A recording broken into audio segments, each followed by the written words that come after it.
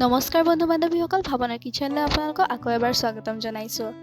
আজি মই পটল আলুৰ সৈতে পাপৰৰ তৰকাৰী বনাবলৈ ওলাইছোঁ। খুব কম উপকৰণৰ সৈতে মই এই তৰকাৰীখন বনাবলৈ ওলাইছোঁ। আহকচোন তেনেহ'লে দেৰি নকৰি ভিডিঅ'টোলৈ আগবাঢ়ি যাওঁ।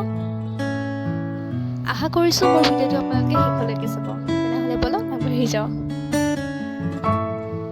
এয়া মই পটল লৈছোঁ, এনেকৈ সৰু সৰু টুকুৰা কৰি কাটি লৈছোঁ। আলু মই এনেদৰে কাটি লৈছোঁ টুকুৰা টুকুৰ কৰি। পিঁয়াজ মই দীঘলে দীঘলে এটা পিঁয়াজ মই কাটি লৈছোঁ। আদা নহৰু মই পিচি লৈছোঁ আৰু মই নৰসিংহৰ পাত কেইটামান লৈছোঁ। এয়া মই বিলাহী মিহি মিহিকৈ কুটি লৈছোঁ আৰু এখন পাপৰ লৈছোঁ। পাপৰ দিলে সোৱাদ হয় আঞ্জাখন। আহকচোন এতিয়া বনাবলৈ আৰম্ভ কৰোঁ। কেৰাহী গৰম হৈছে, ইয়াতে মই তেল দি দিছোঁ অকণমান। প্ৰথমে মই পটল আৰু আলুখিনি ফ্ৰাই কৰি ল'ম তেলত। এয়া তেল গৰম হৈছে, এতিয়া মই ইয়াতে আলুখিনি লাহে লাহেকৈ দি দিম।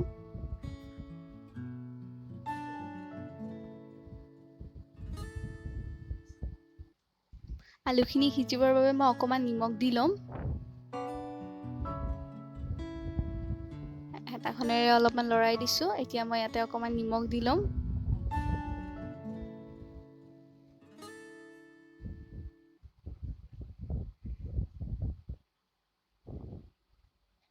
পুনৰবাৰ হেতাখনেৰে এনেদৰে লৰাই দিছোঁ।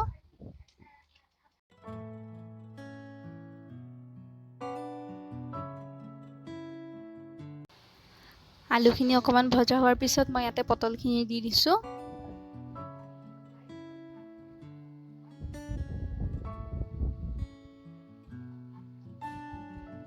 এতিয়া গোটেইখিনি একেলগে লৰাই দিম। এতিয়া মই ইয়াতে আধা চামুচ হালধি গুড়ি দিছোঁ আৰু এইখিনি মই ৰঙচুৱালৈ এনেদৰেই ভাজি থাকিম।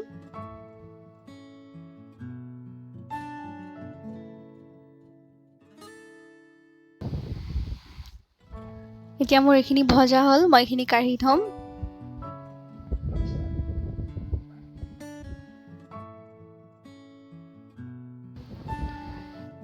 এতিয়া মই সেই একেখিনি তেলতে মই ইয়াতে শুকান জলকীয়া দিছোঁ 3টা। নৰসিংহ পাতখিনি দি দিছোঁ একেলগে, পিঁয়াজখিনিও দি দিম মই এতিয়া একেলগে। তাৰপিছত এইখিনি মই ভালদৰে ভাজি ল'ম।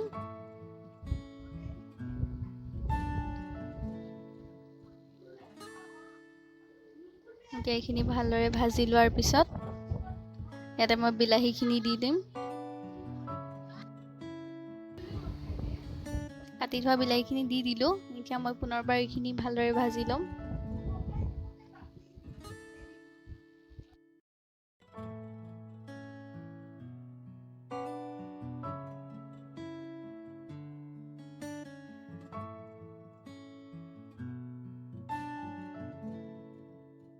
সেয়া চাওক, আপোনালোকে দেখিবলৈ পাইছে বিলাহীখিনি সিজি আহিছে। এতিয়া মই ইয়াতে নিমখ দি দিম, আঞ্জাখনৰ সোৱাদ অনুসৰি দিম।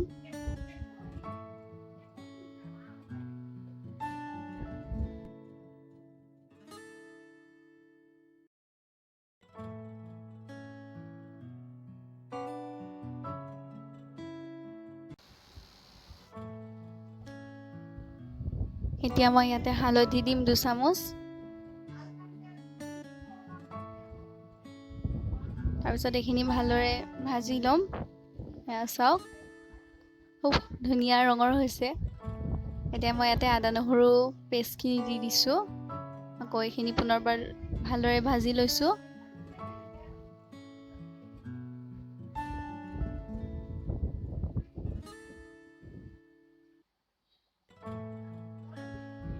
এইখিনি ভজা হোৱাৰ পিছত ইয়াতে মই অকণমান চেনি দিছোঁ সোৱাদৰ বাবে।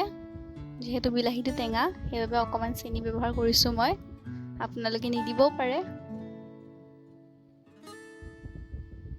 এতিয়া মই ইয়াতে জিৰা গুড়ি দিছোঁ অকণমান, ধনিয়া গুড়ি দিছোঁ। আকৌ এইখিনি মই ভালদৰে ভাজি ল'ম।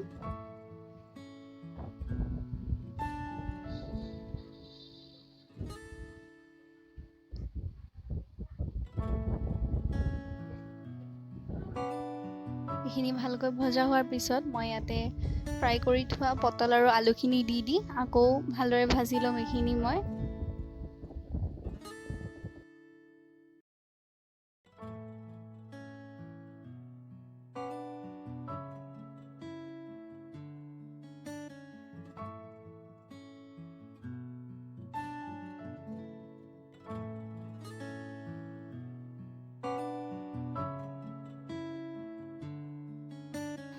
এইখিনি ভজা হোৱাৰ পিছত ইয়াতে মই অকণমান পানী দিম। পানী দি মই অলপ সময় লৰাই দি এনেদৰে থাকিবলৈ দিম যাতে পটল আলুৰ ভিতৰত ইয়াৰে সোৱাদটো সোমাই পৰে।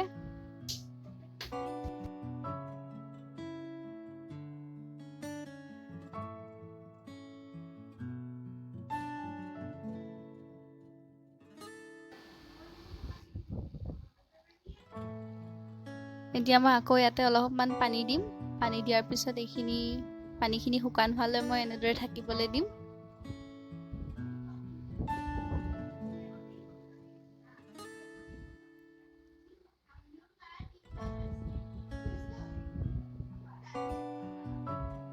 এয়া দেখিবলৈ পাইছে পানীখিনি শুকাই আহিছে।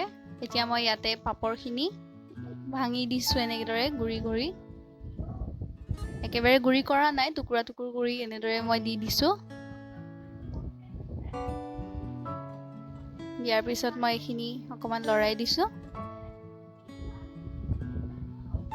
এইখিনি হৈ গ'ল। এতিয়া মই বাতি এটাত এইখিনি কাঢ়ি লৈছোঁ।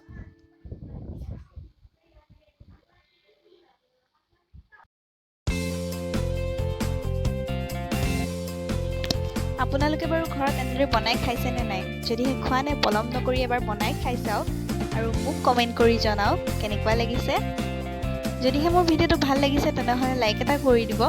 আৰু যদি আপুনি মোৰ চেনেলটো প্ৰথমবাৰলৈ চাইছে তেনেহ'লে মোৰ চেনেলটো ছাবস্ক্ৰাইব কৰিবলৈ নাপাহৰিব। লগতে থকা বেল আইকনটো ক্লিক কৰিব যাতে মোৰ পৰৱৰ্তী ভিডিঅ'বোৰ আগতীয়াকৈ লাভ কৰে। ধন্যবাদ।